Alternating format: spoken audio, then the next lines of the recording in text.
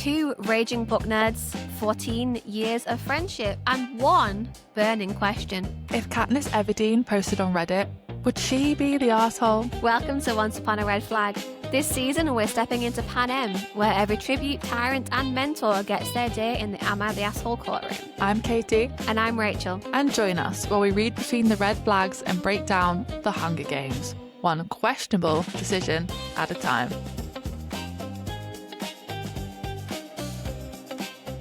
Welcome back, everybody, to episode 8 of Once Upon a Red Flag. We are so happy that you are here with us, and it's going to be a beefy episode. This is Haymitch and Plutarch catching fire. There's a whole lot to speak about. It's also very early in the morning. Are you awake?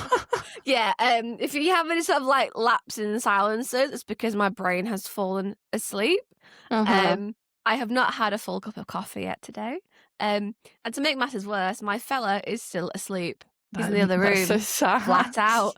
So you know how much harder it is to wake up when there's other people in your house who are still asleep, just taunting you from the other room by doing nothing. It's kind of like that this morning. So forgive me if I am a little bit slower on the uptake than usual.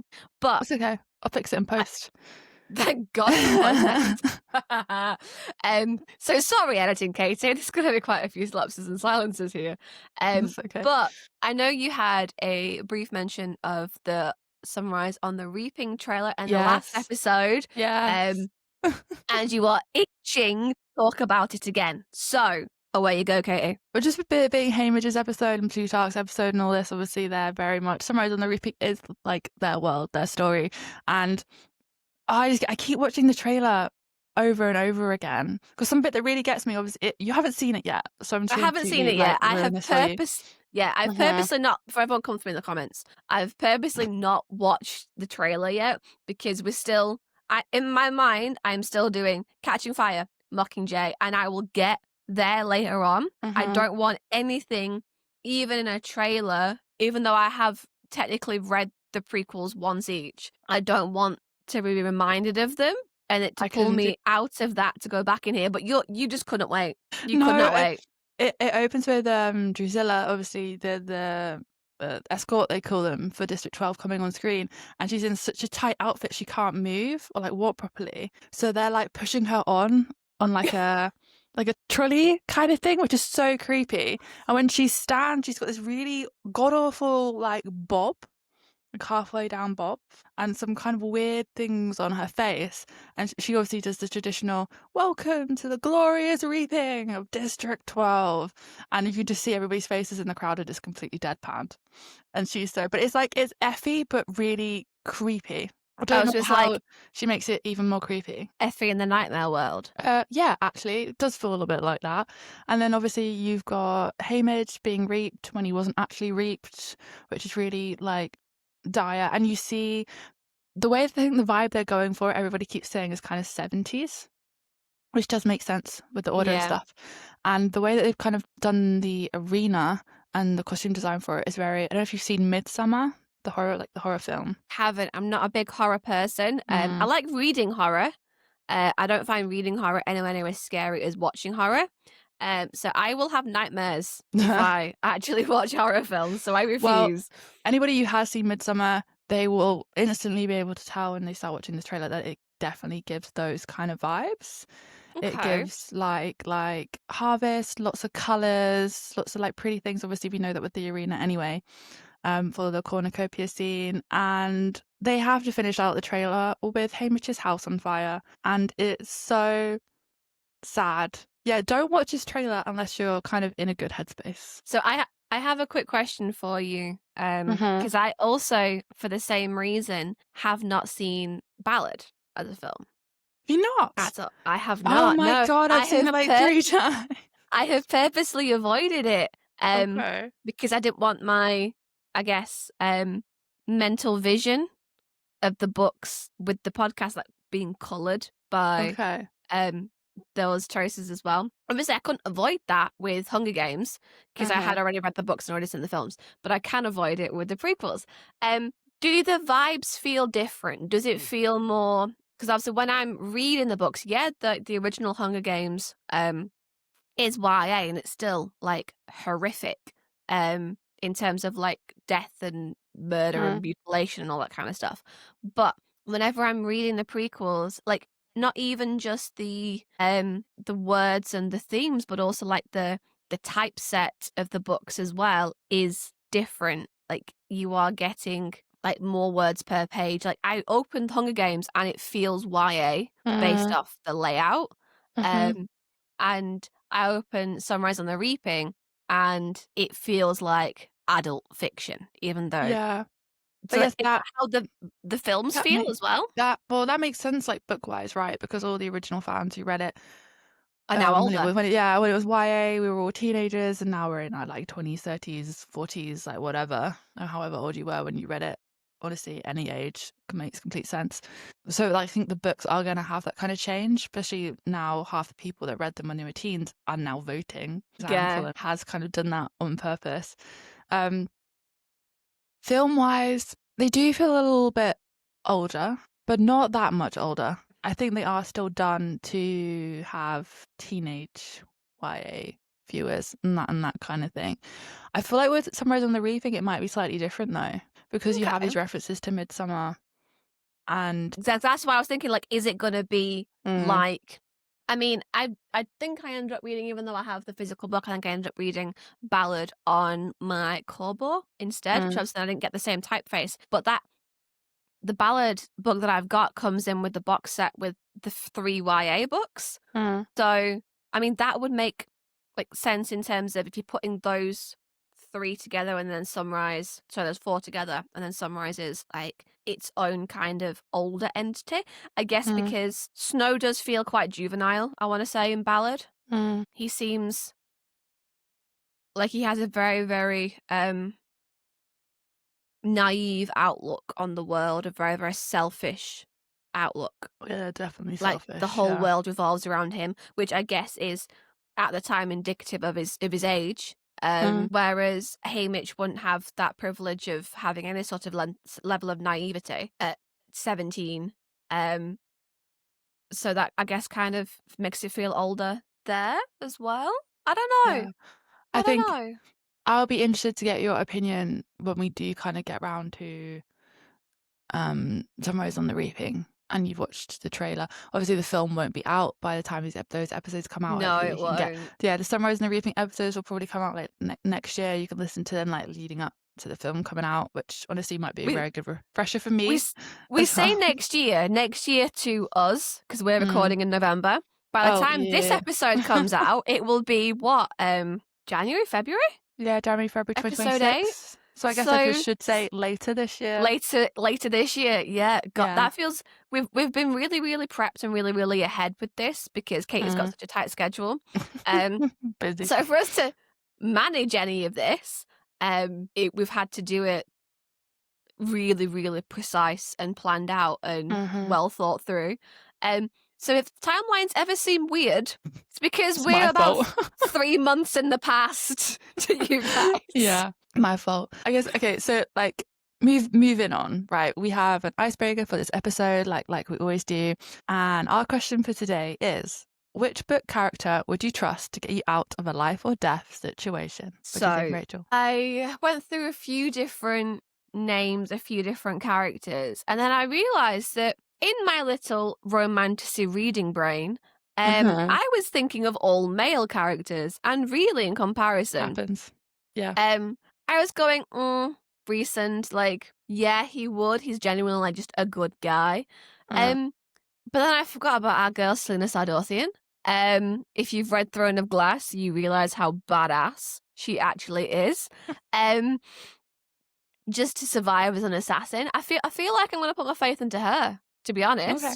I feel like that's where I'm going with this. I'm going to get absolutely butchered because I'm going to have to admit and out myself that I haven't read all of Throne of Glass. My best mate Aisha will kill me. Yeah, I started it and then life happened, work happened. I ended up moving on to something else. But I am gonna go back, especially if we do a season on it. I'm gonna have to read it all. I really want to, but there's so many books in that series that is going to be a beast of a season. Okay, that it might have to be split. Like it is. But then I guess, which book did you read first? is the question. You've started it. Which book did you pick up? Is there not just one book that everyone starts with? This is the thing. So I read it in publication order because is it Assassin's Blade, it's called, which is a series of 5 short stories which act as prequels to the Throne of Glass book. I haven't read those. They were published, I think it was after book 2 or book 3. But then there's a lot of debate around which order you read them in. So I did Assassin's Blade like 3rd, I think, in the end. And where you read them changes the first time view of the books. I think I just started with Throne of Glass. That's what I did, and I had a grand old time doing it. So I need to finish that though. I kind of I want to keep talking about Throne of Glass, but at the same time I can't because you know nothing. Yeah. So moving on, which book character would I trust to get myself out of a life or death situation? I have to say Xaden Ryerson. He'd put you in it though.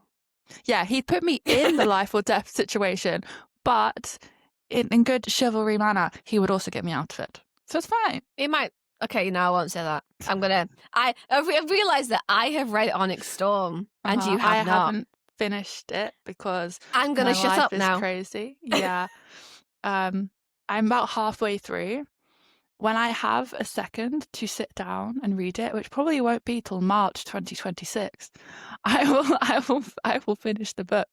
It's just way of life at the minute. Yeah, I should clarify. I stopped reading it midway through because when I have a physical book, I have this horrible, horrible need to skip to the end the second that anyone has anything negative happen to them. Where I go, no, please don't tell me that you have to get them out of this, right? And I skipped to the end and I look at things and then I got halfway through and then I went, nope, not till the next book's out. Nope, I'm not putting myself through that because I just don't have faith in authors to give me happy endings sometimes. So I have to look. I have to double check the love interests get together that everyone actually lives. Which I can't do on a Kobo, which is why I Google things. And then once I've Googled things, you find other things that you shouldn't have seen. So don't never Google an ending, guys. Don't do it. Don't spoil it for me. I will get there, I promise. It's just taking time. I need to finish it as well yet. So, but then again, unless we do a season on it, I might just wait till Rebecca Yarros brings out the next one. Fair. Well, I mean, early next year, won't it? I don't know. Usually I know it's in the works. Usually it's around the new year. I think. I know she was taking some time to write something else because she got so sucked into writing the Empowering series that it was sort of negatively affecting her. So she took some time to write something else. There was a bit of a delay. So it might end up being... So next year for us is obviously January 2026. Next year for you guys is January 2027. Oh my God. So... At some point I will remember when there's a different how far ahead we are. Yeah. Sorry, guys. Moving back to Suzanne Collins and the Hunger Games, which is obviously why all the lovely listeners are here and why we are here. We are going to get into the post of today. So, this post is from username Drunk and Disorderly. I wonder who this is about. Really? Okay. Am I the arsehole for sacrificing my friends for the greater good? I, 40s, male, posted on here previously and I was hoping for the same level of advice again. I've watched the kids I mentor die every single year. And finally, 2 of them survived. But in order to get them both to live, everything had to be thrown into chaos. Now we are on the brink of rebellion. For years, me and someone I will refer to as a colleague have wanted to overthrow the regime that controls us. But rebellions aren't sparked by speeches. They're sparked by symbols, sacrifices, and choices that don't always feel humane. Oh, very good. Let's take a breath. He's very verbose as hell, so he's drunk. One of the kids I mentored has become that symbol. And now we have to make the difficult choices. Our government made the decision to overrule a previously agreed upon perk of winning the Hunger Games. You are meant to be immune for all future reapings, and they clearly decided that we were too strong and too much of a threat. We have thrown a bunch of previous winners back into the arena, and this is where our plan was born. But we didn't tell the kids in the plan. We had to make decisions for them. and hoped that they went along with what we expected them to do. They got thrown back into the Hunger Games arena, not knowing anything about our rescue efforts, trying to get them out alive. Thankfully, we were able to clue in some of the other people in there with them to help guide, and we managed to get the girl out alive, along with some of the allies who helped. Others choose to sacrifice themselves to keep them both alive. We lied to these kids. We let them believe they were only fighting to survive, and that may have played into some of the decisions they made in the arena. The boy was captured as a result, and we have not yet found a way to get him back with us. But without the actions that we took, we might never have made the progress we did. The girl is the most important of the two, and we have her safely with us. The boy, sadly, is less important than she is. We had to prioritize rescuing her. The government wanted her dealt with, no longer able to cause issues. If we clued her in and everything went wrong, the government would probably know what we were planning. It was too risky to let them know, but now she's murderously mad we've used her as a pawn in our game. But her death or capture would have meant the end of the rebellion, and all hope for everyone would have been lost. Are my colleague and I assholes for this course of action, even though we had no choice? It's a lot, isn't it? Okay, so let's start with the relationships that Haymitch has with the other victors. I feel like that's really important for Captain Fire, for the rebellion, and for all of that. I have to mention how hard it must have been for Haymitch to see Mags die, and for Wiress, literally, she has her throat slit. How hard that must have been for Haymitch to see. I know we're not on Sunrise and the Reaping yet. I know we've talked a bit about it earlier, but considering they were his mentors and they were so badly tortured after his games, to the point they were never the same, to see them go back into the games a second time for the third quarter quell and to be used as pawns for the rebellion as well, not only for Snow, but also for the wider rebellion scheme, knowing they probably wouldn't make it out alive. That must have been so hard for him. And I know the rebellion plan is like the idea of the greater good for all of Panem, to get rid of, Snow, the dystopian, Iron Fist. Like they have a reason for it, but that must have been so hard. I mean, you can sacrifice whatever you want in this name, but you don't have to like it, right? Yeah. Something that you've made me think of here is the not to go too far into Sunrise on the Reaping, but basically, even if you just take what you know of Haymitch being a loner and living alone and just drinking by himself, you know that he doesn't have basically anyone really that he's close to, right? And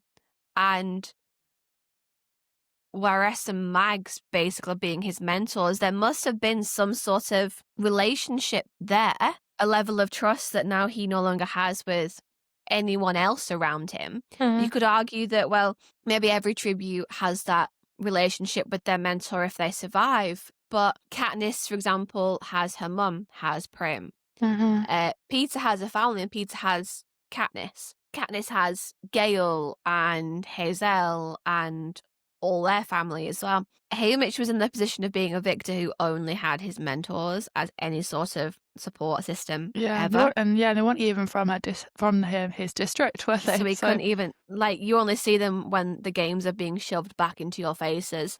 And these guys would be someone who understands. I guess part of the thing with the victors is everyone gets it, right? Everyone understands. They've been in an arena, they've been a pawn in the Capitol's games, they've gone through that trauma. And so Haymitch's relationship with Mags and Wiress will have been deeper because of the fact that they get it, they understand. They do, and that makes it even harder to sacrifice, even if these people want to be involved, even if people are asking to get involved and to do their bit, that still must be really bloody difficult. Yeah, and obviously not getting too much into Sunrise and the Reaping, but obviously Wiress and Mads got tortured after because of what Haymitch did.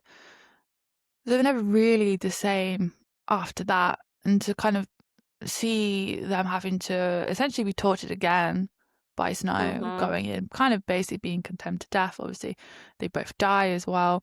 But they do it for his cause. I wonder if Haymitch was the one to try and convince him, or whether it was, somebody else. Somebody else within the thing. I sort of do go into like where Haymitch as a person falls in this sort of grand scheme of like, because the rebellion has leadership, right? And you have a place within a leadership hierarchy. So I do sort of want to examine like, where do we think Haymitch is and how much power do we think Haymitch has within this organization later on? But going back to like his relationship with the victors, and how this all kind of came about, like what kind of relationship does he have with them throughout the year?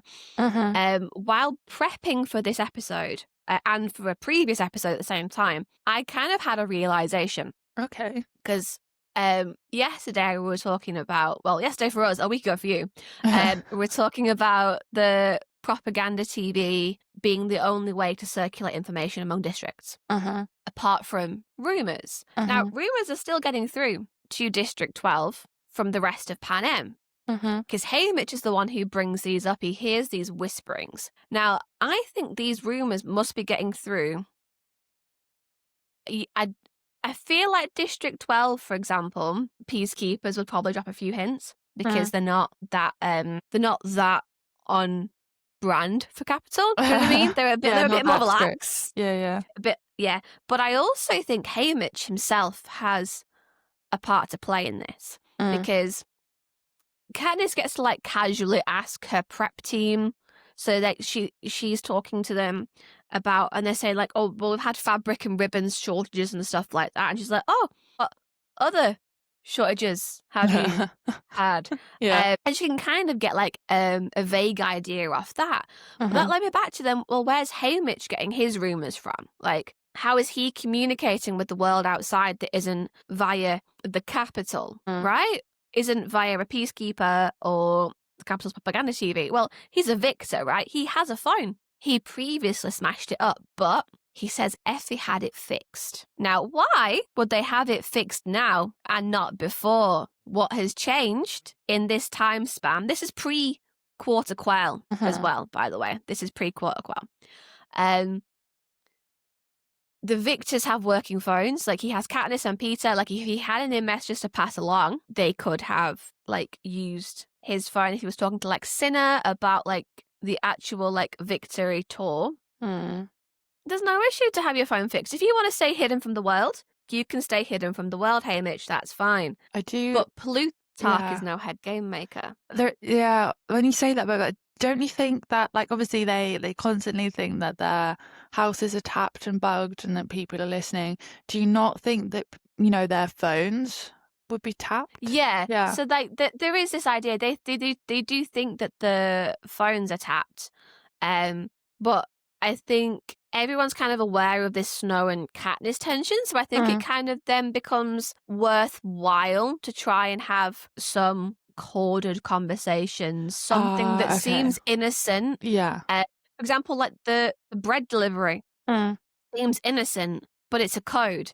District 3, the third day, 24 rolls, 24 hours, midnight. So, like, even that is a code for something. True, yeah, that's a very good point. But do you think, I know they're victors and I know they have all these privileges and everything, but do you think they're allowed to make calls to other districts? Do you think that's actually something that's possible? Well, I think it depends on who's where, because so Cinna calls Katniss in the Capitol, and so if you do have people who are vaguely involved in Capitol life who have some sort of inclination to your team, like I think Cinna could be the linchpin here. Like I don't think that Haymitch is on the phone to Plutarch or anything like that. That would be far too risky. Suspicious. I don't think. Yeah, I don't think we can even assume that Haymitch knew anything that Plutarch did at this point. There's no direct contact between the two of them. But for example, him talking to Cinna under some sort of disguise of Katniss wanted me to pass along a message about her clothing line that you're helping with. Like, I think he could easily get away with that. Whether the Capitol is, I guess, encouraging victor relationships, I don't know. Up until this point, I imagine they would have been, because the more victors who are pally-pally, the more interaction you get in between them, the more that you've got to market to the capital, the more they would seem like just like, I guess, honorary capital citizens. Yeah. But do you like they have a real life? But that's the big question in mind. But do you think, or if there was like Victor and Victor communication, do you not think it would have to like go through a switchboard in the capital? Oh, it would 100% be coded. I think they would know who's talking to who. They'd know whose phone numbers are calling who. It's still a very, very risky game. But so is Rebellion. So that's very true. I just think it's very, very quickly planned otherwise. Like, because unless you're getting every single person on board in the span of the week in which they have been reaped, that's a lot of high-level communication in person in the capital, which is probably the worst possible place to be having this level of communication. Yeah, that turnaround's too tight. Exactly, yeah. And then the victors at this point as well, the victors are then no longer being seen as like companions or friends. They are now seen as, or the capital would be wanting the victors to see the other quarter quell contestants as like the enemy. So it'd be even harder in that sense to organize any of this stuff, I guess. So I think part of that is Haymitch has been on board with it from the start with the phone line. Yeah, I guess fixed. Before we get into like the nitty gritty of the rebellion scheme, I think it is important to get into Haymitch's relationship with himself and like obviously with Katniss and Peeta at the start. I do want to say that at the start of Catching Fire, we do get an even deeper idea of how bad Haymitch's drinking is, as Katniss remarks how, once Haymitch ran out of white liquor as he couldn't get any, and his withdrawal was so bad that he nearly frightened Prim to death. So now Katniss, who the hell's Katniss? Katniss stocks up on the stuff ahead of time to ensure that it never happens again. Katniss also remarks how Haymitch's house is kind of falling apart, even though the groundskeepers try to keep it repaired. And Katniss refers to Haymitch's lifestyle as a victor not being isolation, but rather being solitary confinement. And I think that is good to keep in mind as we go forward in this episode. Yeah, like Haymitch as well, like sleeps with a knife clutched in his hand. So we mentioned last week how Katniss is still aware of like wild dogs come out any moment and attack her. Well, 25 years on, and Haymitch is still having nightmares enough that he wakes up, and the first thing he does when Katniss wakes him up throwing water over him is to start swinging this knife around so that no one can get anywhere near him. And like, sad. It's 25 years after this happened, all his sort of trauma occurred. And he's still damaged by all of that. He's not had any ability to process it. But once again, he's a mentor. And so every time you think you might be able to process something, up it rears again. Every single time. Yeah, there's no denying from kind of the start of the book that even though they're not like super close, Haymitch has developed a relationship with Katniss and Peeta. For them to kind of be taking care of him, like Peeta bakes him loaves of bread and brings it to him, and Peeta stockpiles the white liquor as well as Katniss. Katniss comes to check on him and wakes him up because he's asked her to. So you can see this weird dysfunctional family dynamic kind of starting to happen. Yeah, they kind of like take over taking care of Haymitch, and I guess it's the first time someone's probably ever looked after him. In that way, since he was in the games. But like this relationship between Katniss, Peeta, and Haymitch, it makes this turn of events like so much harder for these guys to grasp. It makes it so much harder on Katniss and the pawns in this game, really, because of what's gone on between the games. So like, let's go through this like chronologically in terms of like what these pawns are actually aware of. So Cinna making Katniss the Mockingjay in the interview, like Katniss was there to witness this part of the rebellion. It's the best damn piece of rebellion inciting I've ever seen, because it was done so stylishly. But it's just after the victors have really, really hammed up like how the capital is going too far with this quarter quell. How Snow is all powerful and he could have stopped it if he wanted to, but he doesn't want to. But Katniss is aware of this being a massive risk. That he's and obviously he pays the ultimate price for it, he does die. I think it's safe to assume that, like, he's one of the people that Haymitch is communicating with. 100%. His, like, I guess, contact in the capital. He's got an excuse to contact him. But obviously this is one part of this, I guess, rebellion plan that Katniss is aware of, but she's just seeing this one piece as just being Cinna voicing his opinions. But like, talking of Cinna, small side note, these skills that these victors like have to take up, right? So that they are doing something with their time that isn't inciting rebellion, that is productive in some way to society. Clearly Haymitch has managed to find a skill in just keeping his liver functioning, and no one has ever bothered to try and make him do anything else. Yeah, I probably gave up a while ago. That he's not a worry, right? The whole idea is that they need to do something that isn't... They have a position of power now, and they cannot just be idle with that. Do you think the Capitol's profiting from the skills that everyone collects? Obviously, Katniss has a clothing line that she's designing with Cinna, or Cinna's designing it under Katniss's name. Peeta's... I wish someone would do that for me. Just make a lot of money for me, that's fabulous. Like, do you think the Capitol is profiting? And like, for Katniss, for example, say she developed her skill, they could sell, oh, look at this coat that was designed by Katniss, auction it off to the highest bidder. Same with Peeta's paintings. Do you think that's part of why they allow it? I hadn't even thought about this. I obviously just thought it was them trying to keep like idle hands busy kind of thing when they haven't got things to do and they don't want them to be doing anything rebellious. But the fact that it could be kind of adding to the franchise of the Hunger Games almost, like it's merchandise. Like Katniss' designer clothes, you could get a lot of money for. I don't believe Katniss would really see much of that money. No, well, she already has her winnings. Yeah, she already has nothing to like. She doesn't want anything. So Peeta's paintings to the highest bidder. I hadn't even thought about it from the fact of they could be making it into like a franchise merchandise situation and trying to see what else they could get out of these people. So really, like, it's you don't have to work anymore and you have all this money and don't have to do anything, but also we need you to do a skill because you need to contribute to like the franchise of the Hunger Games, so you're now kind of a talking piece for the Hunger Game. That's how I'm kind of seeing it, because I don't give the Capitol any grace at all. I don't give Snow and the Game Makers any grace. I think they are building what is effectively a torture machine and also a money machine. Yeah. And they are profiting off every single piece of that. And the victors having a skill is something that they could monetize very, very easily. Interesting. That's a very interesting point. But getting back on track, okay, to the Quarter Quell, Katniss and Peeta are aware of how difficult these games are going to be for them.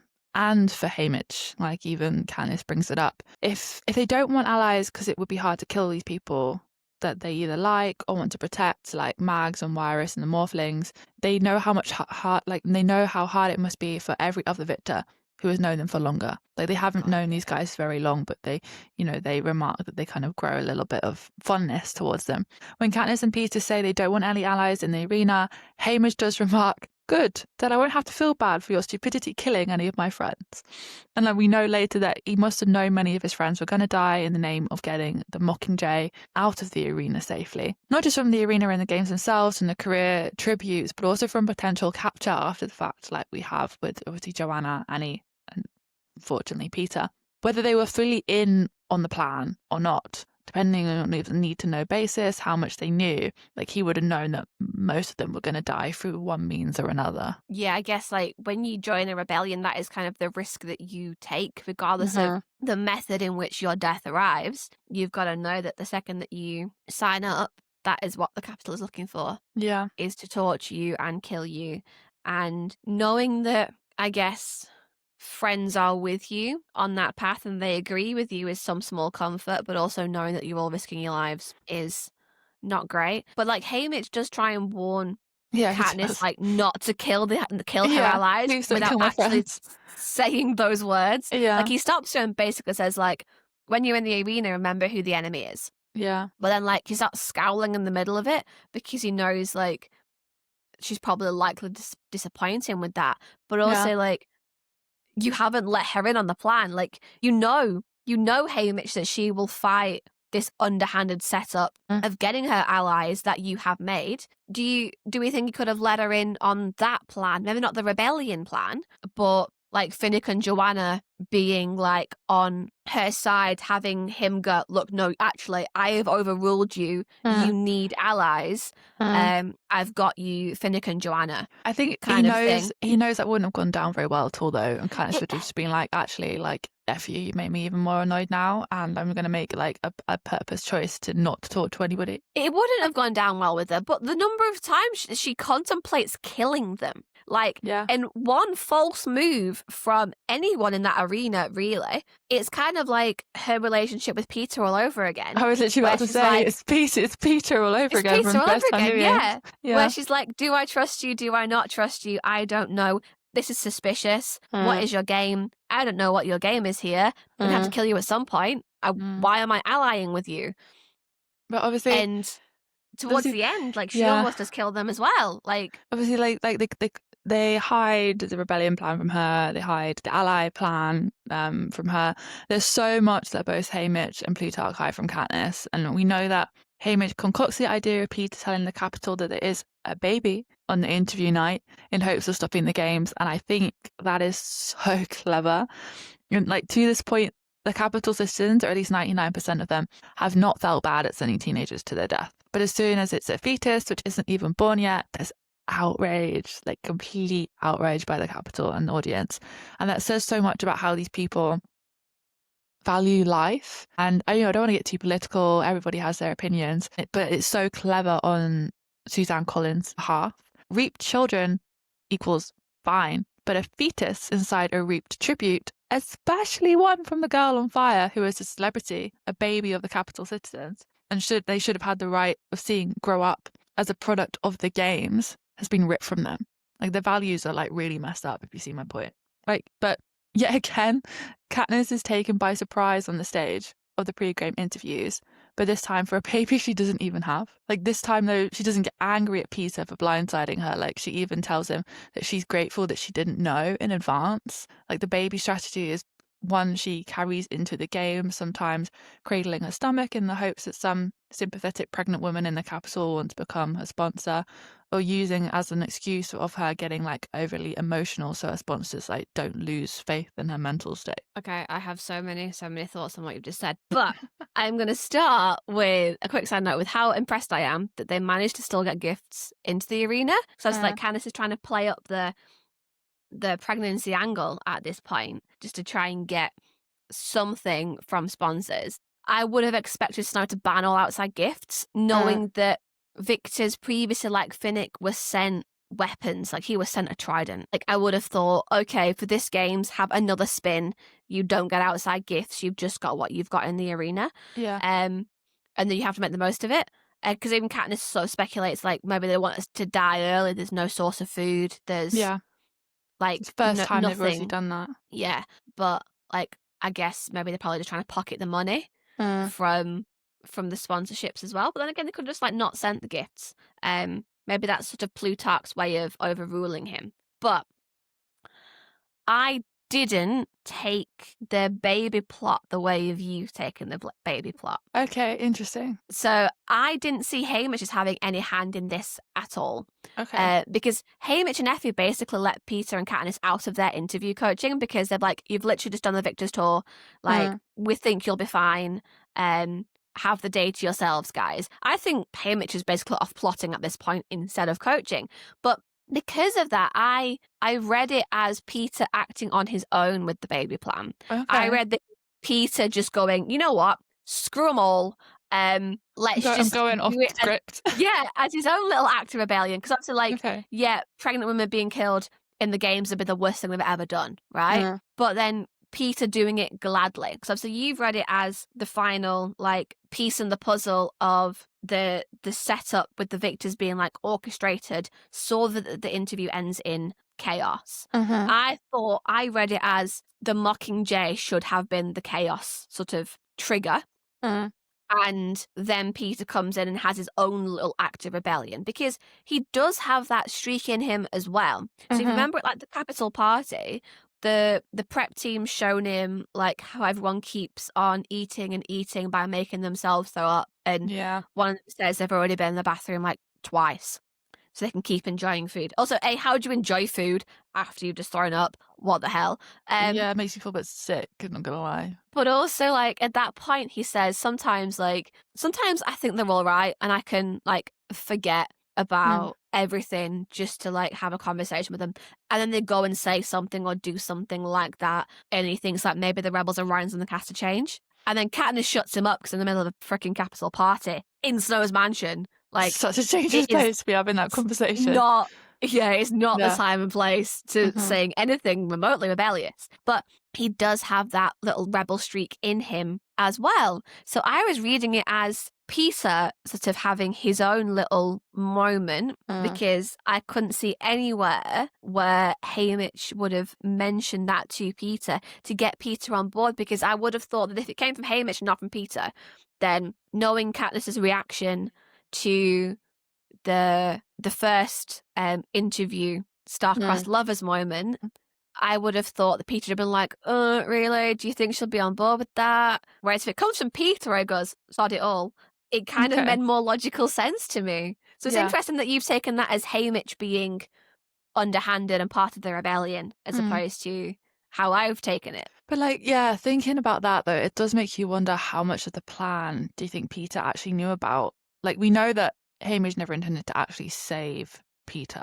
Maybe he did, but he wasn't the priority. The plan was always to save Katniss. So maybe Haymitch had actually been telling Peeta the truth. Like Peeta, for instance, like his token for the Court of Quell arena he takes into the games is a locket which has the image of Katniss's mum, Prim, and Gale, and it's one of the gold tokens, which I'm pretty sure came from Effie. Yeah, and all people he says Katniss, needs to make it home for. Like, Haymitch didn't do an item like this for Katniss, only for Peeta. Like, he didn't give Katniss something to convince Peeta. It was the other way around. So it does just make me wonder, do we think Peeta knew more than Katniss did? See, I saw that as Peeta off his own back as well, because I think we're going back to the whole, like, the first games where Peeta's determined to save Katniss. I think it's the same again, so obviously don't forget, he's already come up to Haymitch and been like, we need to get Katniss out. I have no one if I don't have Katniss. So I'd rather die because she has everyone. She can have a life. I know I will not be happy if Katniss dies.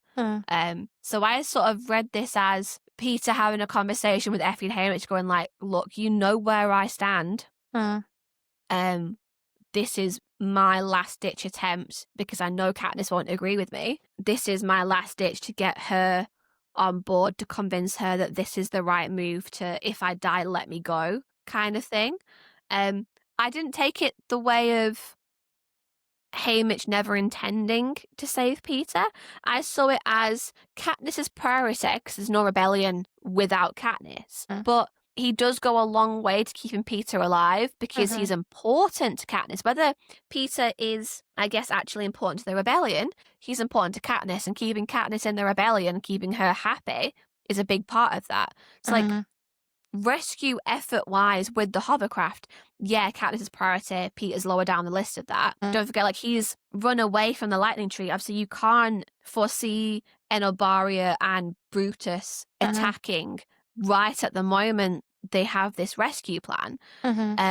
But he isn't where he's meant to be by the rebellion's plan. He's ran off. Everyone should be crowded around that tree or in the center, because Katniss and Joanna are meant to go down and then head back up and meet them somewhere else. So they're all meant to be together in one to be rescued. And if they were all in that same location, I think it would have happened. They would have been so much easier to pick up everyone. Whereas Katniss's priority, you've got to land where Katniss is, who's around Katniss, Beetee and Finnick.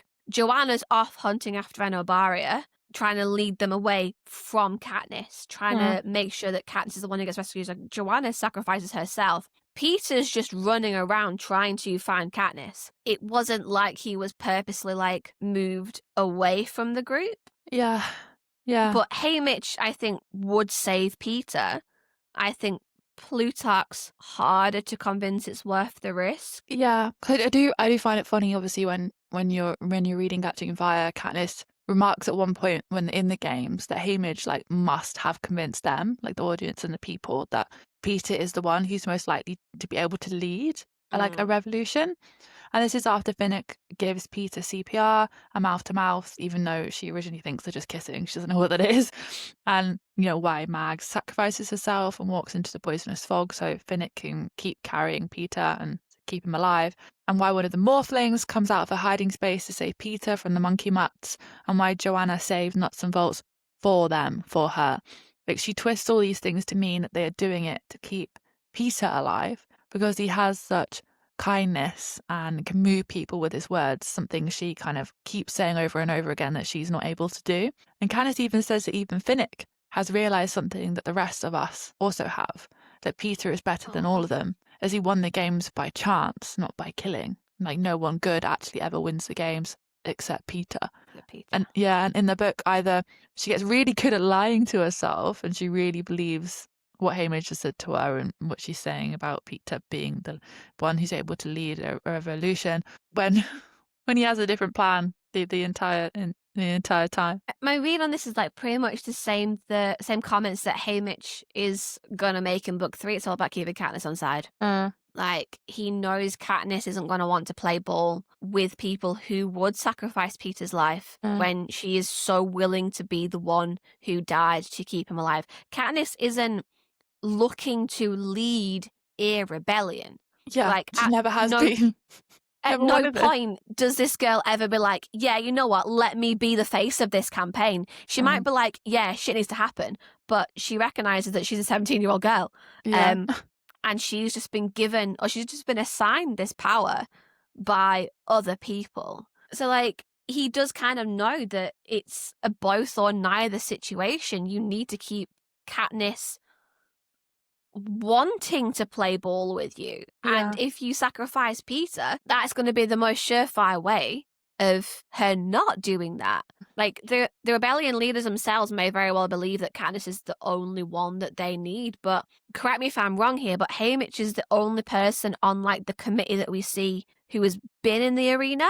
Yeah. Right? Most people are capital, whether it's Plutarch, who's been outside the arena, or when you get into the cameraman and Coin and stuff, the only person who's ever been in the arena is Haymitch. Yeah. He's the only one who understands the bond that is formed when you have been in the arena with someone.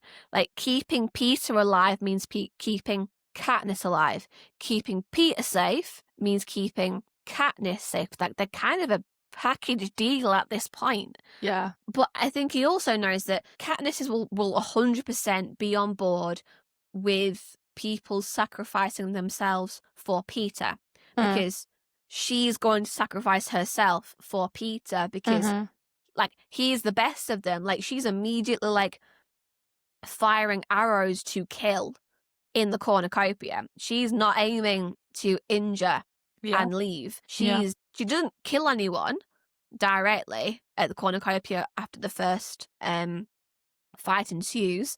They manage to get away, but she shoots to kill, and he's the only one who hasn't. So she's willing to kill herself. She's willing to sacrifice herself to keep Peeta alive because he's the good one. He's the one who has the power with his words. He's the one who thought of the gesture for Thresh and Rue with a month of their winnings every year just to give them something extra. I kind of think Haymitch is playing Katniss in a different way, because Katniss will not be on board people sacrificing themselves for her, but keeping them together, keeping them both safe, because if she's having to save Peeta from these attacks, she's more likely to get injured herself because she's having to think of two people. Whereas if there are expendable people, I guess, like the Morphlings, like Mags, like whereas and Joanna jumps in, even though like she takes a knife to the leg to save Peeta's life, so Katniss can worry about herself, because Katniss is capable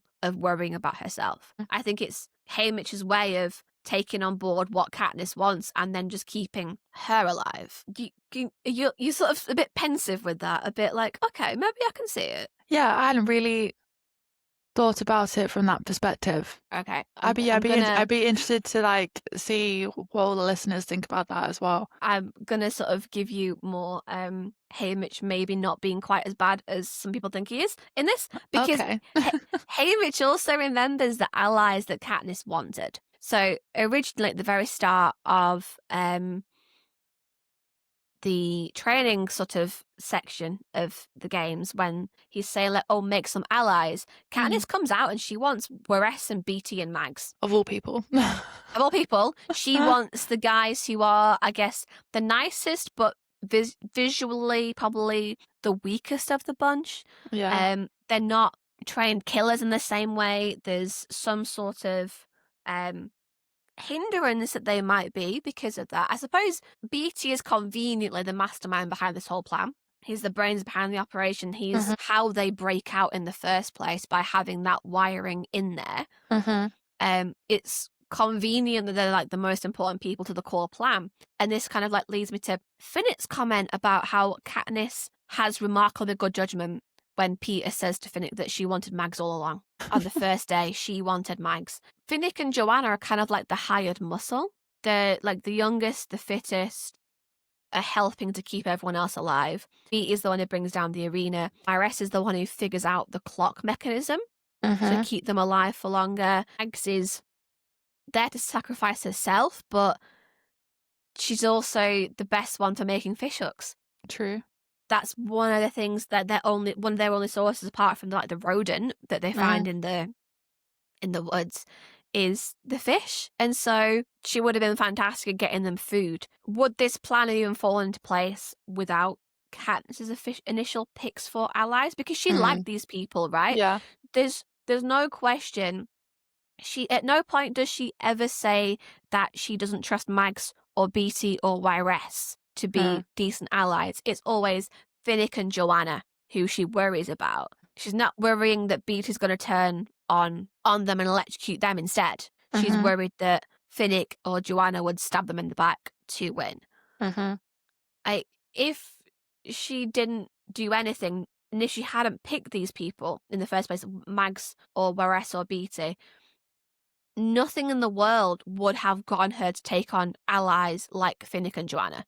They kind of become like her bargaining chips, but they're just conveniently important at the same time. Yeah, like Wyress and Finnick's kind of a package deal, right? So I'm sorry, oh my god, Mags and Finnick, is a package deal. So she wanted Mags, so you kind of by proxy have to get Finnick. I think Joanna would have been a lot harder, but it was just the fact that Joanna obviously kind of teamed up with Wyress and and she brought them, and she literally says like, I brought them for you. Yeah, she's like, what? Like that was kind of like her, like Katniss's payment to like get in the ally group. I bought them for you. You wanted them. I've done this for you. And as I sort of like circle around this point, like here, what if Katniss had no allies? What if Katniss had adamantly said, I don't want anyone, you won't get me Wyress, you won't get me Mags, sod the lot of you? How much harder would that have been? Like, you would have still have had the rebellion plan going on to try and get her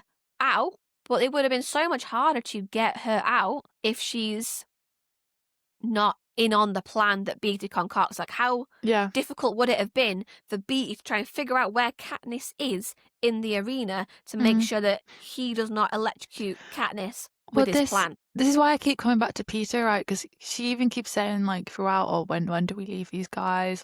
Do you trust them? When do we go off just on our own? Like, they're going to turn at any minute. Like, you can tell she's very suspicious. But Peeta is the one who's like, oh no, we'll stay till this, or we'll stay till after this, or we'll stay till the tree's down and then we'll go. Like, he's always the one that's like, oh, we'll just stay a little bit longer. So that's why I keep going. It's like, how much does he actually know? Even though I'm like, Peeta, he's so innocent. I feel like he wouldn't really know much, like, but so he kept out of it. Is what it keeps kind of stirring that thought up for me. I get you. I get where that thought's coming from. I kind of see it as Peeta realizing that, okay, they're stronger together, but worst case scenario, he's willing to die for Katniss. Yeah. He can protect Katniss in that moment, give his life up for her, and then she can handle herself. I think it's kind of like a better the devil you know situation to be like, okay, these guys seem to be working with us right now. I don't think they'll stab us in the back. I think we would just part ways and then have it be a fair game. And I know that I could sacrifice myself for her, like my intention is in the first place. And I think that's also kind of why I see Peeta's baby plan as being Peeta's, because it's one more reason that Katniss can't sacrifice herself for him. Because if there's a baby on board, that then complicates things politically in terms of what she's able to do. Because as a mother, she should want to keep her baby alive, regardless of whether the baby's born. That's kind of why I see it as being like Peeta's thing. It kind of just, I get his bargaining chips and him trying to like setting up all the ways he could possibly like die first to push Katniss into being the one who has to survive. I get that, but like I am so suspicious about whose actual idea that was, because we obviously throughout we get the other victors. Obviously the victors were there for the pre-interviews, they know about it, but they do bring it up a lot. Even when like Katniss gets emotional, Finnick's like, oh, it's because of the baby, and all this sort of stuff. Like I don't know if it's the wider thing or if it's then something that Haymitch and Plutarch were like, right, we're going to adopt that, we're going to use that a lot. I don't know. I'm really intrigued to know what everybody else thinks, because I think there where this plan came from. Yeah, there are probably a lot of different perspectives on this. Like, was this Haymitch and Plutarch concocting for the rebellion?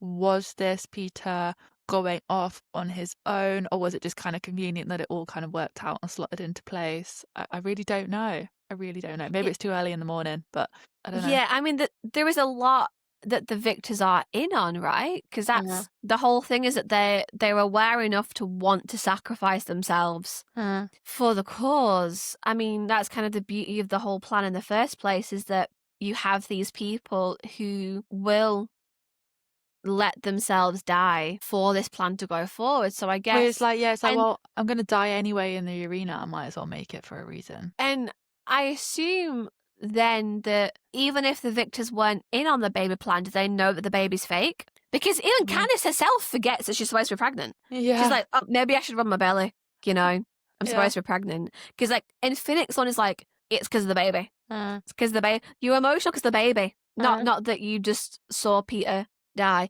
I think I'll come back to another episode of the plan so far, but Finnick sees a lot more than he lets on. So if you go to when Finnick and Katniss meet for the first time outside the start of the like opening ceremonies for the games, he says that he trades in secrets, right? And Katniss is saying that she doesn't have any secrets. People seem to know what her secrets are before she knows them. And he goes, yeah, I think that's right. Like, I think he sees that Peeta loves Katniss, Katniss loves Peeta, but their relationship is still fake. She won't let herself commit. Well, I think he sees right through that. I don't know. I have different opinions to that, but I feel like we should save that for when we get to the Victors episode and we'll speak specifically about Finnick, because I have different opinions and we don't have time for a debate on that right now. So that will have to be another episode. I do then wonder whether, like, because of that, Finnick reminds the audience about this baby when Katniss herself isn't, whether that's intentional. Because like, Katniss and Peeta are kind of out of the loop with everything else. Yeah. At the same time, like, they're so new at playing this capital game. And a lot of this capital game that they end up playing has been concocted by other people. Whereas the other victors involved know how to play the game, and I think would recognize when others are playing it, because they're also in the same thing. These guys are like seasoned professionals. I don't know. That's kind of how I'm viewing a lot of these interactions that go on and how Haymitch has set these all up. Okay, so moving to the events of the final chapter. When Katniss is out of the arena, Katniss remarks how, at least in the games, she knew she was being played with, but she says how secretive her new friends have been, using her as a pawn in their rebellion game without her consent. It's harder for her. Like, the entire plan is being kept from her. When she finds out Plutarch and Haymitch, of all people, have left Peeta behind, she attacks Haymitch and uses her nails to draw blood from his face. Like, she was so convinced on what she had, like, agreed with Haymitch But I think the ending of Catching Fire comes as such a shock, like to us and to Katniss as well. And at the end, it's when Katniss obviously hears Haymitch's voice, she actually decides to barge through that door. Like when it was Finnick, when it was Plutarch, she didn't. But when she heard Haymitch, she kind of became outraged and was like, right, I'm going through. Like it's Haymitch's voice that's the one that outrages her, like having this conversation with Plutarch and Haymitch. But I guess that's where the betrayal comes from. I guess like Plutarch though is a product of the capital, right? So she kind of like expects this level of like deceit and all these like machinations. Like she expects that from him, but I guess not from Haymitch, who is her district, and who knows how important like Peeta is to her. Yeah. But if you go back to the very, very beginning when they're at the Capitol party in Snow's mansion, and Plutarch approaches her for the first time, he asks for a dance. And she remarks that she ranks game makers somewhere below maggots in terms of the creatures she wants to have contact with her skin. Ugh, so, like, not only is Haymitch bigger betrayal, like, she's helped look after this guy, helped, like, make sure that his, like, white liquor withdrawals don't get too bad. He's also not a maggot, like, so it's a bigger betrayal by far, and that sparks the rage in her. But I do think she still has that same level of rage at Plutarch, but I don't think it's a case of she doesn't dare strike him because he's capital. We know full well that she would. I think it's like, I will do something else that does not require putting me in the same, I guess, vicinity as him. They're in the same room, but I don't think she wants to, like, go physically anywhere near his person. I think he's still the threat. Yeah, I think it's because she had so much trust in Haymitch. I think that's what annoys her so much. And obviously at the end, thankfully we do get an explanation. Suzanne Collins doesn't just leave this on a complete cliffhanger in respect to the plan. Like Haymitch and Plutarch do say that Peeta and herself are not let in on the plan because if they were captured, they would know too much. And even Plutarch says, you know, he worried about tipping her off to the plan with the disappearing Mockingjay on the pocket watch. And you can tell that Haymitch does feel bad, right? He does feel bad that this has happened, which I guess does play into your thinking that he always did kind of intend to save Peeta. Because when, you know, he says that Peeta was taken by the capital, he has she says, the decency to lower his gaze. But when he admits the fact he lies to Katniss says that he says it in a very matter-of-fact manner. So he doesn't really feel bad about the lying, but he does feel bad that Peeta was captured. But he has kind of been lying all along. Okay, so let's kind of like, I'm gonna completely spiral here, but like, let's talk about the very, very first betrayal that happens, right? Because before we even get into the rebellion, like, he's still playing Katniss and Peeta like pawns on a chessboard, regardless of whether you're discussing the rebellion or not, because he makes promises to both Peeta and Katniss to keep the other alive, which is where a lot of her anger comes from, because she's made the same promise to both of them, and that's obviously not possible in that initial world that Katniss thinks she is going into, where only one can survive. And Katniss is going to go into the games regardless. It boils down to who is going in with her. It's either Haymitch or Peeta. There's no other person. So either Haymitch dies and Peeta lives, or it's the other way around at this point. That's how she's viewing it. But that's the main decision we're dealing with. But even then, this kind of becomes obsolete, because Peeta got there first. He made that promise that he would be going in with Katniss to Haymitch, and then Haymitch's name gets drawn, and they realise that there's no way to spare Peeta, because if he wants to go in, he's going in at that point. Haymitch gets drawn, and Peeta volunteers. There's nothing they could do. So, like, kind of feel like Haymitch gets the free pass, but then I don't view it the way Katniss does. Katniss views it as he did not keep his promise of keeping Peeta alive. Now, I view it as him actually trying to keep the promise to both of them. Okay, interesting. So at least the way I'm reading it, he tries to save them both. Even though he's taken by the capital, Peeta, like, every victor ally that Haymitch lines up for Katniss is about protecting Peeta and keeping him alive, and then by extension Katniss. So, and then if you do skip forward to Mockingjay, they do even going to rescue Peeta from the capital for Katniss. And Haymitch is an instrumental part in getting that done. Like, he is the one who says, like, look, if you want her on side, you kind of got to do this. So,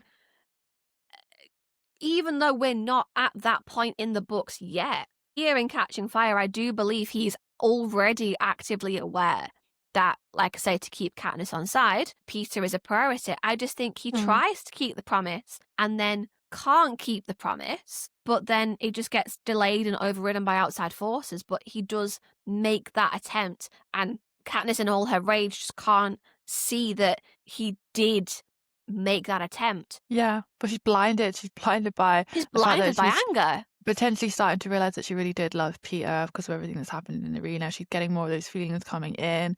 She thought she could trust Haymitch, thought that promise was kind of solid, and then here's been this whole thing going on behind her back the entire time. I'd be angry too.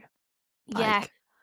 Like, once you're, like, in that situation of anger, you can't see reason. And I think if you come out of it to see reason, I think he has sort of, like, put his best foot forward in this. It just gets more complicated, though, because the official rescue plan apparently only began the moment the quell was announced, which kind of leads me to the thought of, okay, well, if Peeta's name had been drawn instead of Haymitch, Haymitch probably wouldn't have volunteered on Peeta's behalf because he would have been more valuable to the outside because the quell's already been announced. So the plan has already been put into motion, and Haymitch is one who knows about the plan.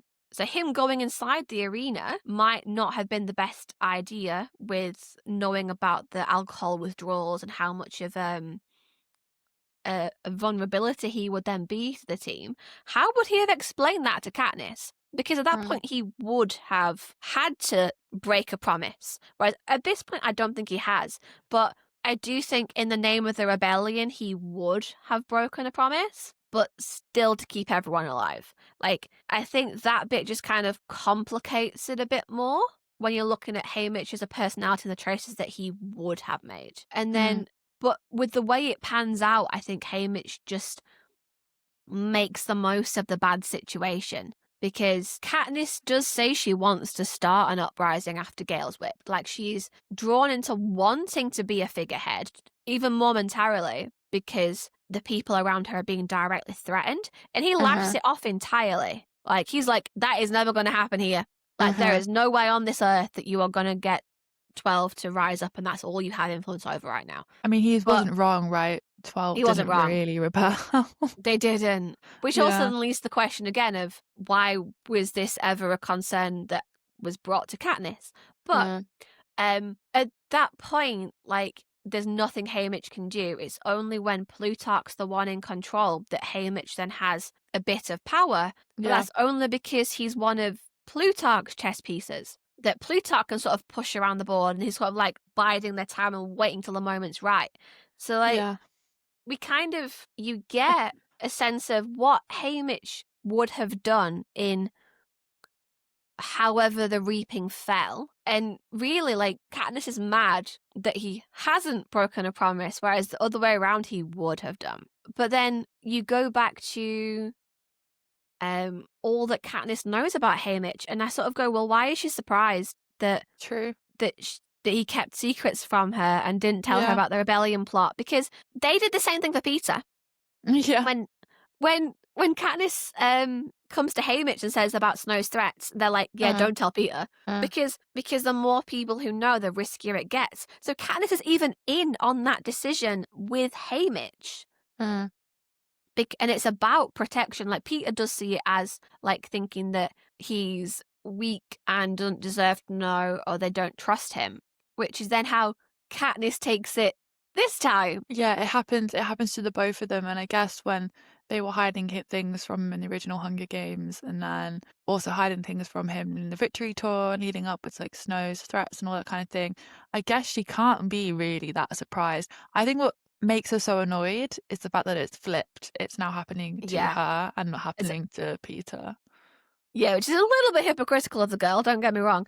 And And I guess, like, we do have an answer about what happened in the first games now, right? He confirms that he chose Katniss, but he says that since Peeta was determined to protect Katniss, and obviously Katniss is looking out for Katniss, if Haymitch is also looking out for Katniss, then at least he might be able to get one of them home. There are more people who are looking out for both of them, which I think leads me back to the idea of him actually wanting to get both of them out, because in this scenario, Peeta's working to save Katniss, and now Katniss is working to save Peeta. Yeah. And now Haymitch is working to get both of them. Yeah. And he has the victors on side. Like, the chances of him actually getting both of them out now have massively increased. Okay. I see what you mean. I see what he means. He's promised Katniss that he'll save Peeta. He's promised Peeta that he'll save Katniss. But to him, he's thinking, well, I've got this rebellion plan they don't know about, and actually this rebellion plan is going to save both of them, but I can't tell them that. And exactly. Obviously it works in the long run, like however many years down the line, but it obviously doesn't work just at the end of catching fire. And if, like, Enobaria and Brutus hadn't attacked right as the plan was about to happen, I think he would have got all of them out, but you can't hold that attack that split them up against Haymitch, because that is completely out of his control. Yeah, and obviously, like you said, they say that the rebellion plot began the second the Quarter Quell was announced, and it does make me wonder, and it keeps going around in my head, like, did Plutarch, and by proxy of communication Haymitch, know that one of the Quarter Quell options was this All-Stars season, which would mean his plan would work beforehand, or did Plutarch, and after the fact he reached out to Haymitch, figure this plan out? Like, did Plutarch convince the president to use that Quarter Quell twist this time because he knew the effect like it would have, and therefore their plan would work? Like, who was in the know about what, and therefore how did the plan come to fruition? Because I think you have a very important point for this one, and what I believe is proof that they knew that this would be an all-star season far before their announcement of it, is the fact that Plutarch says things like arenas are not built in a day, and arenas were built, they started getting built like a year in advance. Like, the arena is so specific, so brutal for each tribute, and specific to their games. Like, they must have known about this probably from the 74th Hunger Games ending. And I think it's a fine line that Plutarch is kind of teetering on as head game maker, and also being part of the rebellion. Like, he has to put on a good show, otherwise it's painfully obvious. And to be honest, you can, as we've seen, you can get killed off, as we saw with Seneca Crane, just for being bad at making good TV, let alone being part of the rebellion.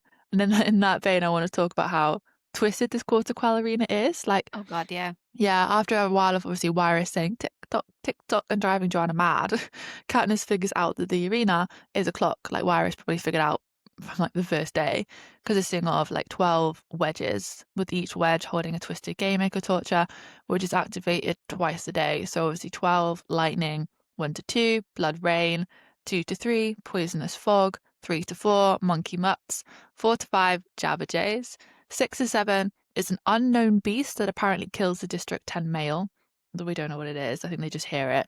10 to 11 is obviously the giant wave, and 11 to 12, they think it's insects, which they believe could strip them to the bone in seconds. I think that's just from what they hear before a tribute dies. And on top of this, unlike normal years, as we mentioned, food and drink were not available at the cornucopia. So he's done all this stuff for this arena to put on this really, really good show. But these wedges are so specific to the victors. I feel like they must have known way before that announcement was done that it would be All-Stars and it would be victors. Or do you think they just made this arena with the wedges and the clock idea, and that the flavour of what was in the wedges was kind of done afterwards? I guess, how quickly do you think they could have actually put these things together? I guess you could have had a multitude of scenarios. I think they've got quite a lot of arenas on the go at once. They building multiple ones. Maybe they know the next 5 years worth of arenas, and it's just a case of, well, what extra twists do they put in there? Because I can't imagine that they're building all of these, I guess, terrorizing machines each time afresh. You must, you don't, I know they tour arenas after, but you don't obviously need to have all the traps and stuff in place. So you could effectively, pull out the poison fog sort of generator and stick it in another arena. So I guess as long as you've got an array available, you could rework things around. I guess one of the things that's so brutal about this arena, which is why I do sort of question where the level comes in, because it does seem like there's a lot more game maker triggered events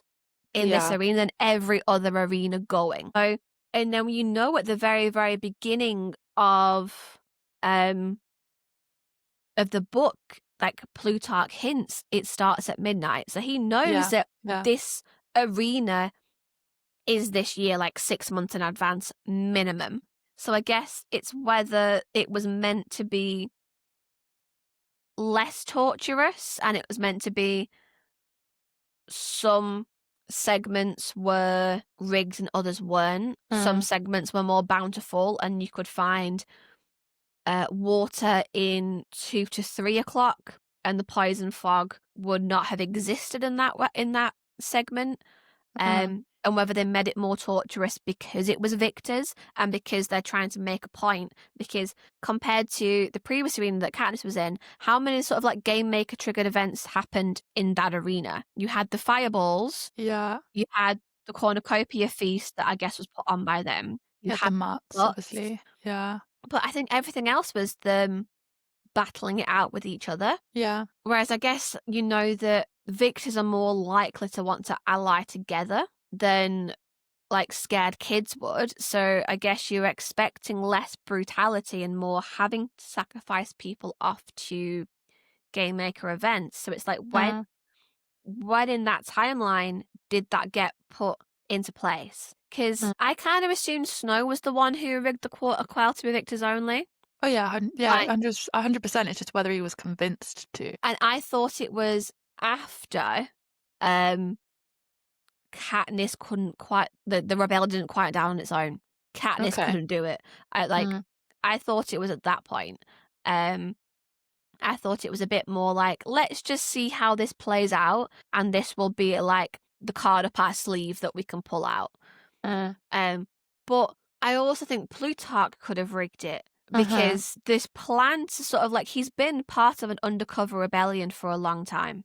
And this could be a way to put all the relevant pieces back into a board that he can now control. It's true, yeah. Because you have to have some level of control over the space that you are working in.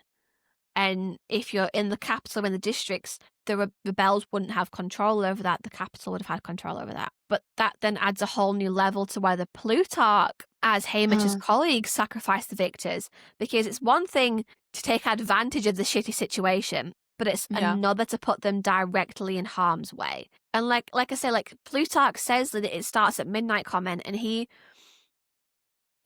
claims that it's to gain her trust as a mentor, because she would have been mentoring the District 12 girl. There's no other person who would have done that. But he also says the flavor, as he calls it, quote unquote, flavor of the games was still being decided at 6 months. So that kind of leads into is this the ace up the sleeve of when we put this in? But like I say, he admits knowing it's the clock arena, just not that she was going to go back in herself.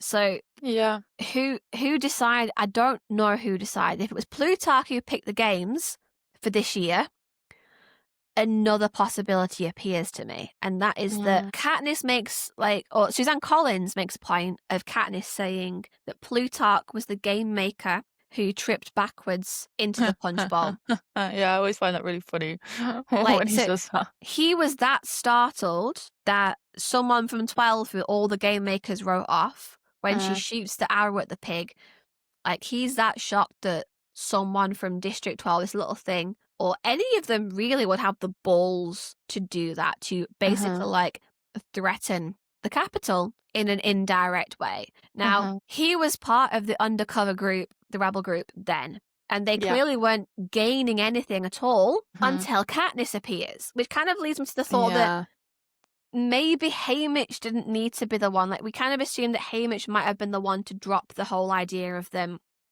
and Peeta both being able to survive in the first games. I guess kind of that's the way the films take it.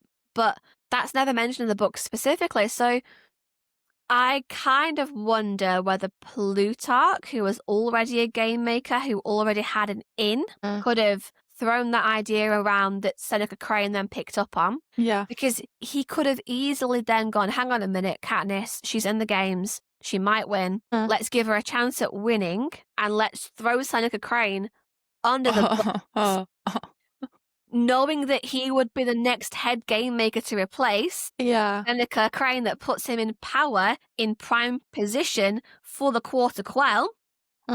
He could bring her back and put her in. So if you think that Plutarch might have been behind it, you could kick it back even further to the first games. I think that Plutarch definitely had a say in Katniss becoming kind of the Mockingjay and kind of putting her as potential leader of the rebellion. I guess, well, as soon as he kind of mentioned that he was the one that fell back into the punch bowl, that he was there when she fired the arrow. I obviously know that he was part of the rebellion even from like Sunrise on the Reapings, like 25 years before. Yeah. And so it does make me think, oh, he might have gone, oh, this is Haymitch, but luckier. You know what I mean? So thinking, oh, she would be very, very good for this. And then obviously, yeah, I don't know. I guess he could have maybe had a kind of side conversation with Seneca Crane, being like, you know what would make really good TV? Yeah. You allow two people from the same district to win, knowing that Seneca Crane would be the one that would get murdered and not him. Yeah. Because it probably wouldn't come back. So he's getting off lightly through that. I think he obviously would have been aware that the Quarter Quell was coming up. He probably wasn't aware what was going to happen. But then if he probably started helping design the arena, having that clock, and then, maybe when he realized that things were going really, really south and that President Snow would probably pull out kind of a rager of a special Quarter Quell idea, he was probably like, I don't know whether he knew. I don't know whether he knew that was an option before or if he found that out after. This is what really, really gets me. I can't tell, and I'd be interested to know what everyone else thinks as well. Like, was this like a last minute plan, or was it a plan that he had, and then once the Quarter Quell announcement was made, it could kind of be put into action and in fruition? Because I think even if Plutarch got himself as head game maker because he saw a way to get Seneca Crane out of the way, regardless of whether he managed to put his plan into place for the next year, for the next games, whether the rebellion sort of like picked up steam there in that way. Obviously Katniss had a bigger role to play than you were even aware of when he fell into the punch bowl, but it becomes a method in which to get himself in a higher position of power for him to have more influence, for him to make more traction with the rebellion. So regardless of whether you view it as him knowing what was coming up with the Quell, he could still very well have thrown Senator Crane under the bus, but it just sort of landed in his lap that he managed to do it the next year. Okay, so we've gone through this episode, we've discussed a lot of different things, but at the end of the day, we've got to answer a very important question. And we've got to answer, am I the asshole for sacrificing my friends for the greater good? And obviously in this respect, we are speaking of Haymitch and his colleague, Plutarch. So, the asshole is going to have to be on a scale again, and Rachel's going to have to be a scale. I think I want to separate it out and do Plutarch and Haymitch as separate arsehole percentages. Okay. Because I have a few sort of mitigating circumstances for our boy Haymitch. Okay. So the first comment I want to make in Haymitch's defense, as his court-appointed attorney, is ultimately, like, I think his asshole nature here hinges entirely on the fact that Peeta wasn't rescued at the same time as Katniss. Okay. Kind of the fact that 12 no longer exists. Yeah, that was out of his control. I think Snow would have done that anyway, so I won't assign that to our boy Haymitch.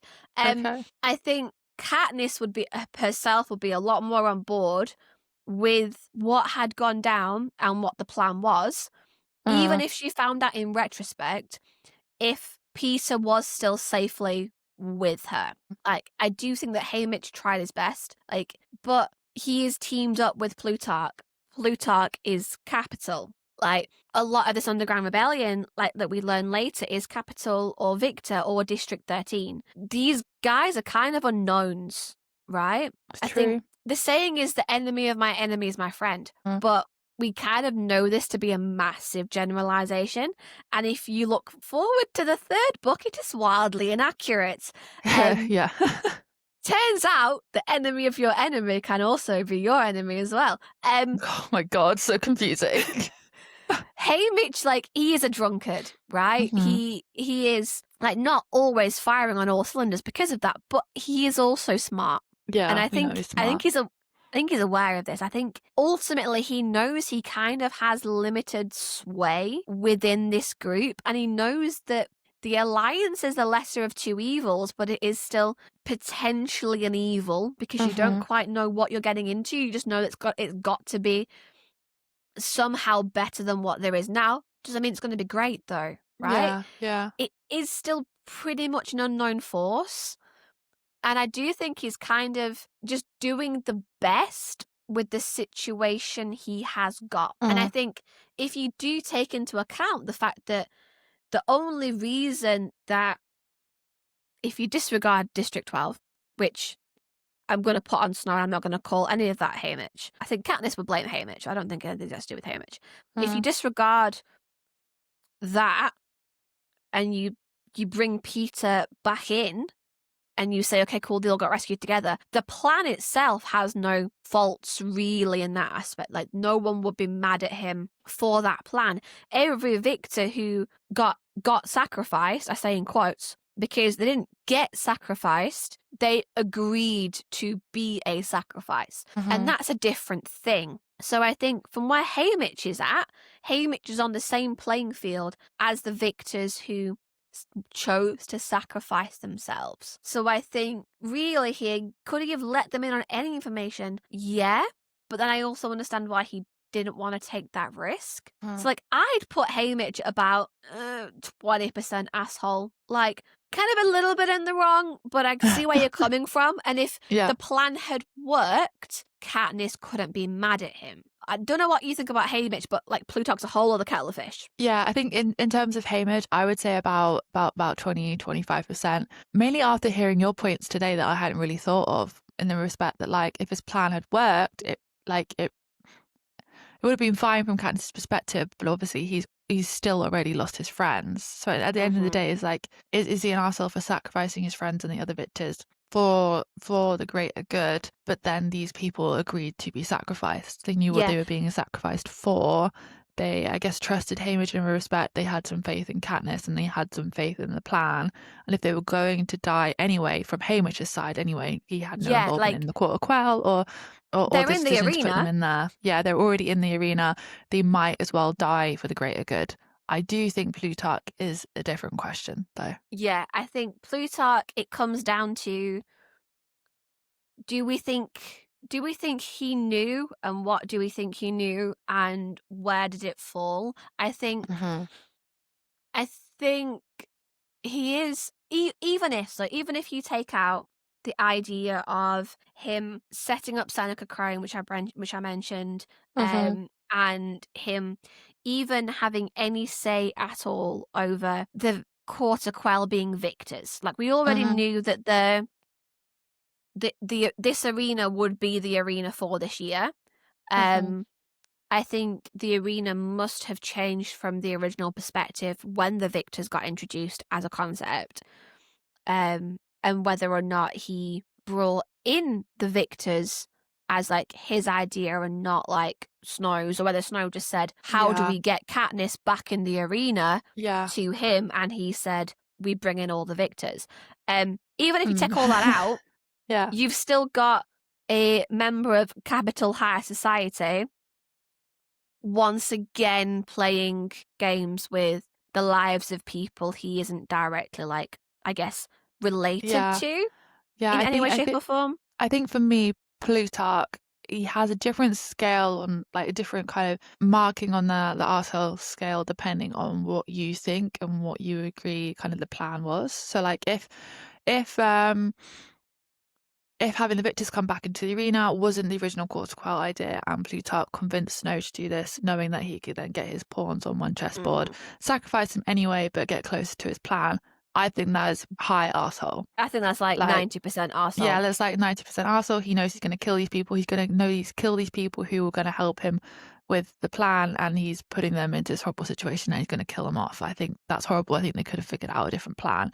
Plutarch was doing this with his pawns on a chessboard after the fact, and Snow decided on his own accord that they were going to do the quarter quell this way. They were going to use the victors, and he was like, well, okay, well, this isn't up to me, but now I know the victors are going to be in there.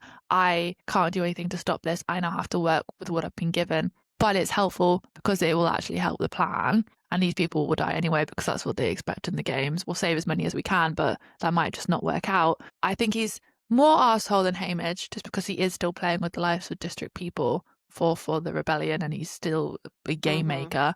He's still contributing to the Hunger Games kind of franchise, but he's significantly less so. Yeah. If you believe the other. I think if you go by what the text actually says, as opposed to all like the subtext and theories that we've brought into play, I'd probably put him at about 35% at that point. Yeah, that's what I was about to say. Because he did also try and tip Katniss off as a mentor.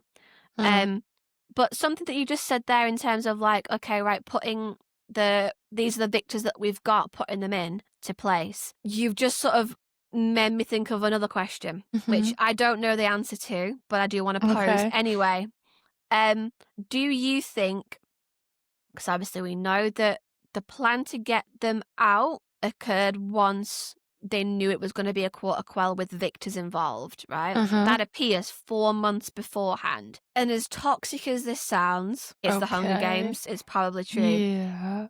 Do you think, obviously we know Katniss was going to be in the games regardless. She was always going to be a piece. And then Haymitch could have basically forced Peeta to be, knowing what Peeta would do. You know 2 of the players out of the 24, right?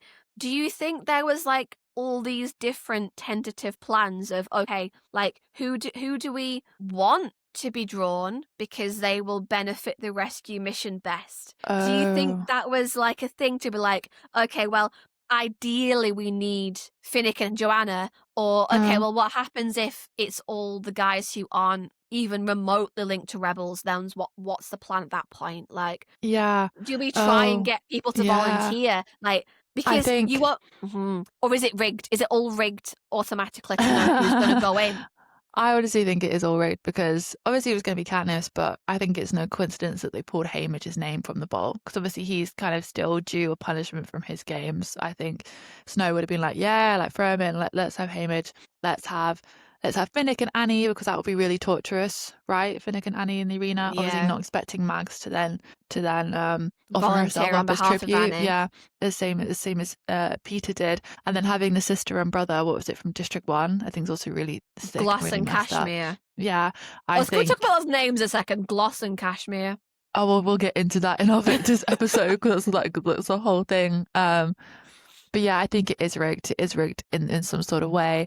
I don't know whether Plutarch was involved in picking the exact people, or whether that was primarily Snow. But I do get what you mean. Like, if they needed those people for the plan to work, they're reaped literally a couple of weeks before, like a week the games before start. you go into the arena, because you literally go straight from the reaping to the train to get to the capital to 3 or 4 days of training, then your interview, then the next day you're in the arena. Like, you only have a week then.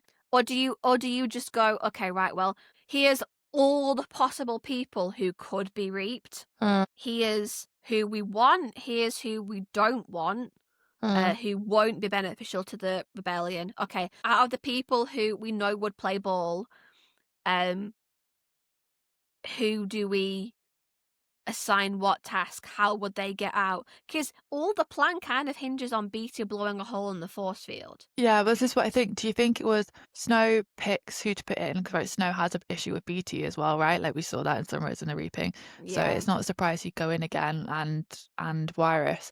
Do you think it was like Snow picked the people, and then how far ahead, and then Plutarch got to see the list for planning, the games because he's head game maker, and then he kind of ferried that along to his rebel counterparts, and they kind of got communication going and figured it out. Yeah, I think if you go back to like how specific the arena is and how torturous parts of it are, like there are some bits that seem to link back to the plan, right? Because the lightning was required for Beetee to generate some sort of electrical charge to blow the force field.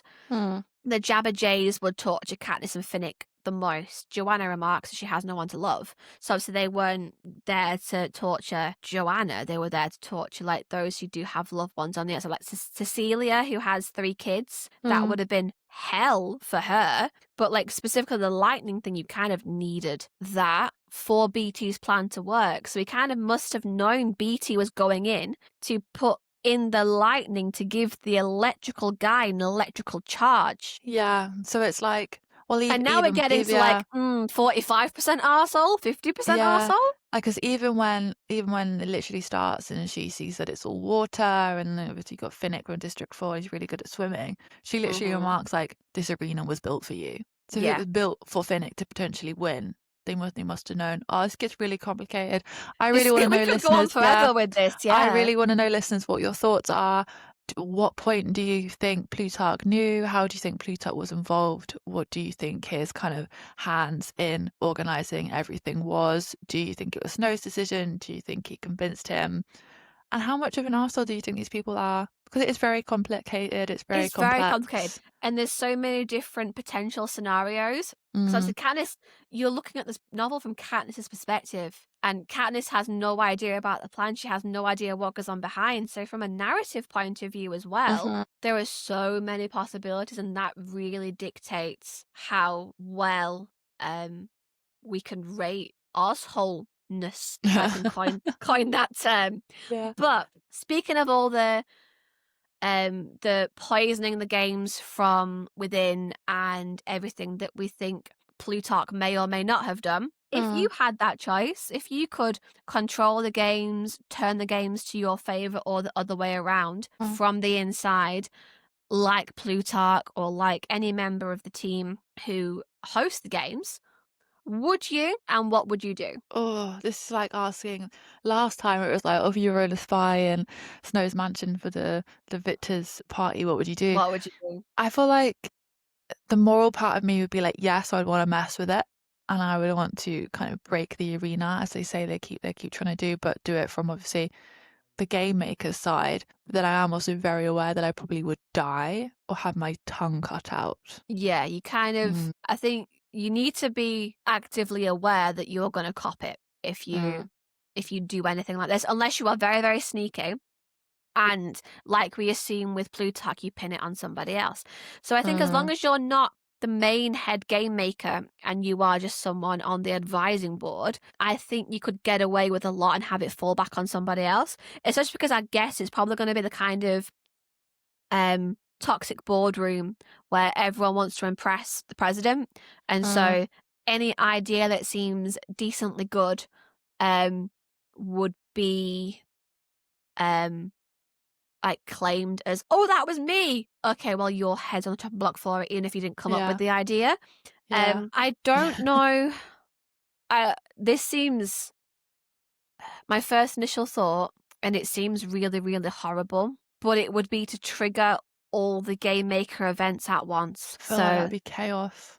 It would be absolute chaos, I guess. But you could spin it to the Capitol as, well, we wanted to up the ante. There wasn't a lot going on. Everyone's feeling pretty safe right now. They're scattered across the arena. Let's try and really like do something like big. But I ultimately think it would end in like everyone's deaths at the same time, because like ultimately like it goes back to Katniss like, well, what's the worst thing that could happen to the games? There is no victor. Yeah. So as toxic and as horrible as it sounds, I think she's onto something. And I think unless you wanted to actively start a rebellion and do Plutarch's plan and break people out, you'd have to like make sure there is no victor and sacrifice in that way. That's heavy. That's heavy. Yeah. Whether I would do it or not is a different matter, but I think it's probably one of the only plans that is viable. I'm interested to know what everybody thinks. Like, what would you do? Would you do what Rachel suggested? Would you be like me and kind of like probably a little bit be a bit too scared? Like, I'm intrigued to know. But thank you so much for sticking around for all of episode 8, for making it to episode 8, to listening to our Haymitch and Plutarch episode. We're going to be excited to speak to you next week. What are we going to speak about, Rachel? Next week, I believe, is our Victors episode. I think we're really going to pull apart how they all got to where they are and how we went from all holding hands and standing in solidarity and all trying to really blame the Capitol for these games to the second that cannon sounds, all hell breaking loose. Well, that's going to be an interesting episode, but 100%. Yeah, I hope to see you there. I hope you are enjoying the series. Please let us know your thoughts and opinions, and we can't wait to see you next time. Thanks, guys. Bye. Bye. Thanks for listening to our podcast, and don't forget to let us know your thoughts on all of our potential assholes. No matter what platform you're listening to us on, make sure you like, comment, subscribe, upvote, and all that stuff. If you like what we do and want to find out more, all of our platforms are listed in the description or show notes. We're a 2-person team, so any support or feedback is always greatly received. Tune in next time to Once Upon a Red Flag.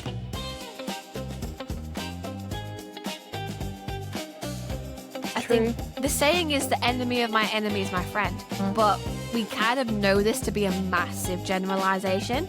And if you look forward to the 3rd book, it is wildly inaccurate.